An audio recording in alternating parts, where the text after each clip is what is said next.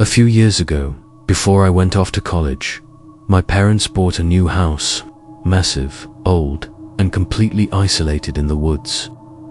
It was far from the city, and from the very beginning, the place had an unsettling feel. Even though it was just the three of us living there, they claimed we needed the space because extended family visited often. Personally, I thought it was way too big and too creepy that week. My parents were flying out to visit family, and even though they invited me, I chose to stay behind. I didn't want to fall behind in school. That decision seemed harmless at the time, but I had no idea what it would lead to. Being alone in that enormous house was far different than I'd imagined.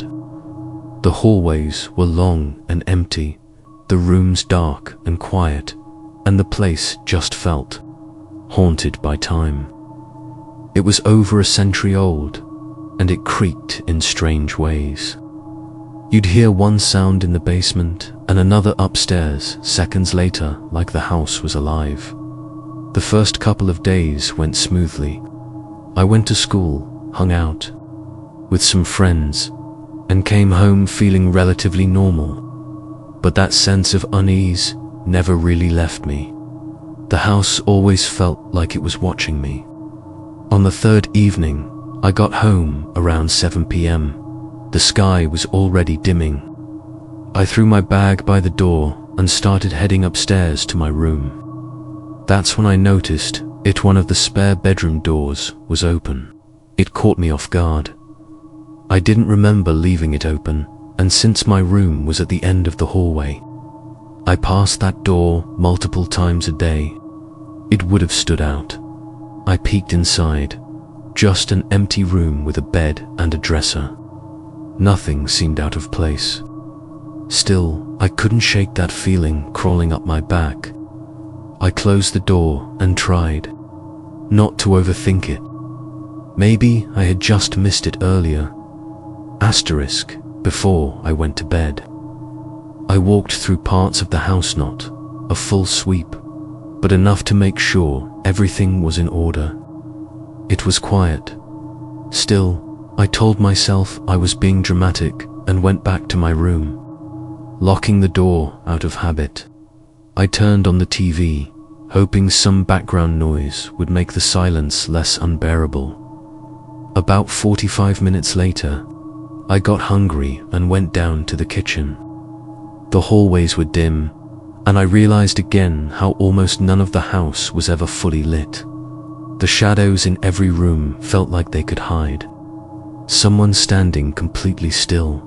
While I was cooking, I kept glancing toward the living room. Could have sworn I saw movement out of the corner of my eye more than once. Every time I looked directly, it was empty. I chalked it up to paranoia and returned upstairs. But when I reached the hallway, I froze. The spare room door, the same one I had closed, was wide open again. My heart dropped. I just stood there. Staring. I couldn't believe it. Was someone in the house? I walked slowly to the room and looked inside. Still empty. Nothing had changed. No signs of forced entry. No footprints. Nothing. I felt sick with dread. Back in my room, I locked the door and texted my parents, casually asking if they had issues with that door staying shut. They said no. I tried brushing it off, but the pit in my stomach kept growing. Minutes later, while I was eating, I heard footsteps outside my door, then a dull thump. I paused the TV immediately. My room fell into silence. Then came 3 soft, slow knocks on my door. I whispered, "Who's out there?" I've already called the cops. A total lie, but I hoped it would scare them off. No response. Then 3 more knocks. I grabbed my phone and actually called the police. As I was explaining everything, I heard a long, slow scratching sound against the door, like something metal dragging. Then the doorknob started rattling. Thankfully, it was locked. I waited in silence for 10 minutes until the police arrived. The intruder was gone. The only trace left behind was a deep scratch gouged into the door. They found no sign of forced entry. The house had too many doors and old, poorly locked windows. There were too many possibilities. After that, I didn't sleep. My parents flew home early. I never felt comfortable again in that house. Every sound felt threatening. Every dark room a trap. A week later, I thought I saw a figure in the woods outside my window, but it was too dark to be sure. A few months later, my parents sold the house. I've never been back, but I still wonder who was in the house with me that night, and how long had they been there before I noticed. It was a regular Friday night, the kind I looked forward to after a long, exhausting work week. I lived alone in a modest single-story house tucked away in a quiet suburban neighborhood. My job kept me busy in the city, a full hour's commute away, so when the weekend hit, all I wanted was solitude. No meetings, no calls, just me, my PlayStation, and maybe a few beers. That night, everything felt calm. I got home, dropped my bag by the door, and went straight to the shower. After rinsing off the grime of the day, I grabbed a drink, sat down on the couch, and lost myself in a game. Hours passed, and the sky outside deepened into a dark navy blue. I was feeling pretty good, even cracked open another cold beer, and decided to treat myself with some late-night food. I pulled out my phone and placed a pizza order through a local shops app. Everything seemed simple enough. About 45 minutes later, I realized the pizza hadn't arrived, and I hadn't received any delivery notifications either. I checked the app. It displayed a generic message about a delay, saying the order would be on the way soon.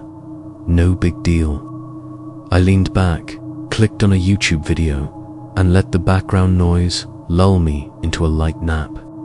It wasn't intentional, but the warmth from the alcohol and the dim lights made sleep come easy. I woke up to the sound of the doorbell ringing several times in quick succession. Jolted awake and still slightly groggy, I stumbled to the door. I figured the delivery guy was probably annoyed from waiting too long. I unlocked the deadbolt and pulled the door open without thinking. A man stood there, but he wasn't holding any pizza boxes. At first, I didn't register it. I rubbed my eyes and asked him how much I owed for the food. He just stared at me, silent, confused. I repeated myself.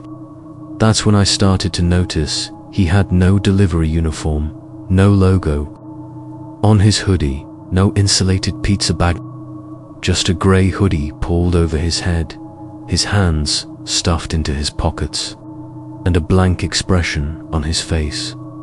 Finally, he gave me a small smile and said, "Don't worry, the pizza's still on the way."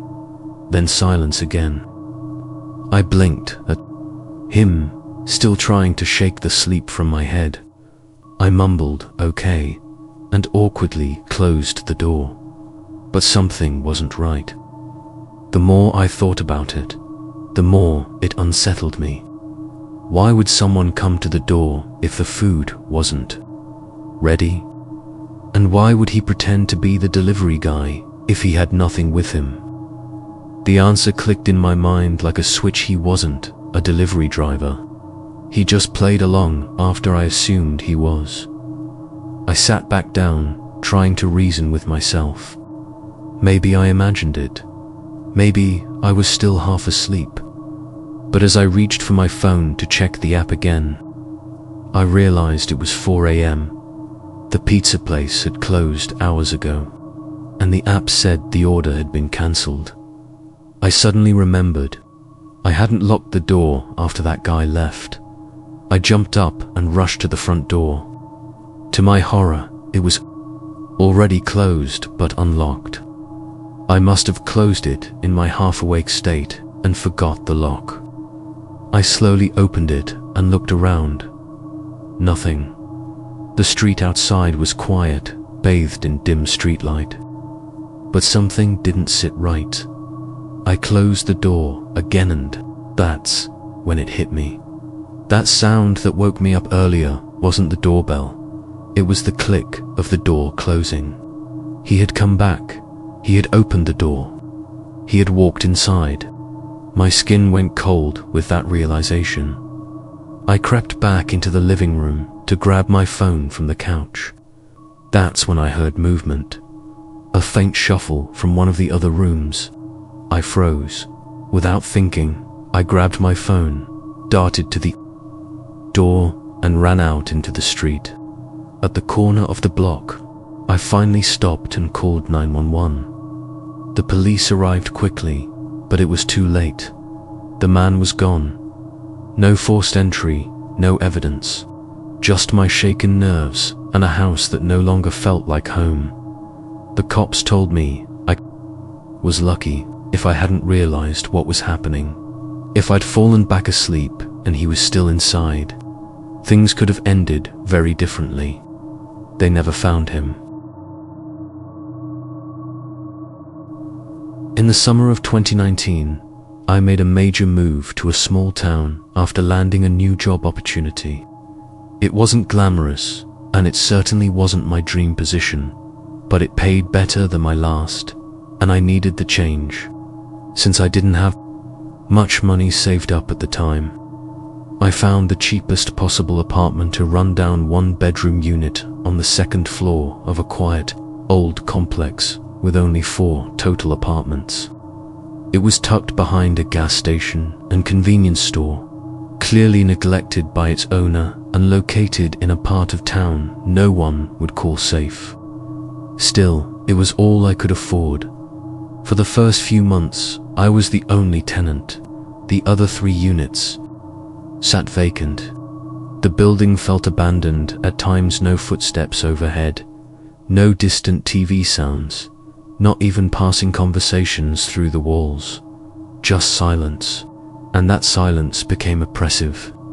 Every creak of the floorboards, every gust of wind against the window seemed amplified in the stillness. I felt isolated. I tried not to let it bother me. I told myself it was temporary. Save money, get promoted, and move into something better within a year. My job, unfortunately, turned out to be even more stressful than I expected. Long hours, uncooperative co-workers, and a boss who didn't believe in time off. Most days, I didn't get home until well past 8 p.m. I was always drained, mentally and physically. I didn't cook, didn't unpack most of my stuff. I just worked, ate frozen dinners, and slept. That night started just like any other. I got home, walked up the outside stairs to my unit, and unlocked the door. I slipped off my shoes, sighed, and shuffled down the hallway toward the bedroom. Then, an unexpected knock hit my door. I jumped. It was so sudden, so loud in that quiet building. I hadn't seen anyone when I walked in, no cars in the lot, no footsteps behind me. I froze for a second, unsure what to do. Slowly, I walked back to the front door and looked through the peephole, only to find it fogged or stained. It had always been like that, cloudy and barely useful. Against my better judgment, I opened the door. Standing there, far too close to the frame, was a man probably in his late 40s or early 50s. His hair was thinning, and his stubble was rough and patchy, but it was his eyes that caught me off guard. They were wide, unblinking, and oddly intense. Something about them made my skin crawl. Can I help you?" I asked, trying to keep my voice firm. He smiled a slow, uneasy grin and asked if I lived in this unit. The question struck me as strange, especially since he was the one knocking on my door. Still, I responded with a short, "Yeah." He then claimed he had just moved into the apartment next to mine and wanted to introduce himself. He didn't say his name, didn't offer a handshake, just gave an awkward little wave and turned away, disappearing into the unit next to mine. I watched him go, still suspicious, but part of me was relieved. Until now, I had been the only tenant. Maybe having someone else around would make the place feel less eerie. That night, I made dinner, watched something light-hearted on my phone, and went to bed early. The next evening, as I climbed the stairs again after another exhausting day at work, I noticed something odd. The blinds in the window of the neighboring unit, the one the man claimed to have moved into, twitched just slightly. It looked like someone was peeking out, watching me approach. I felt that now familiar discomfort bubble up in my stomach. Still, I entered my apartment and locked the door behind me. Barely 30 seconds later, there was another knock. It was him again. I sighed, already regretting opening the door. But I did anyway. "Is there something you need?" "I'm kind of in a rush," I said. He smiled again and asked if I knew how to use the thermostat in the units. He joked that he was too old to figure it out. I explained the simple button system, but he kept asking questions, then asked if I could come show him. I declined politely, but he insisted it would only take 30 seconds. Reluctantly, I gave in. I didn't want to seem rude. We walked together along the short balcony to his unit. The door was already wide open, but the moment I looked inside, I stopped cold. Asterisk.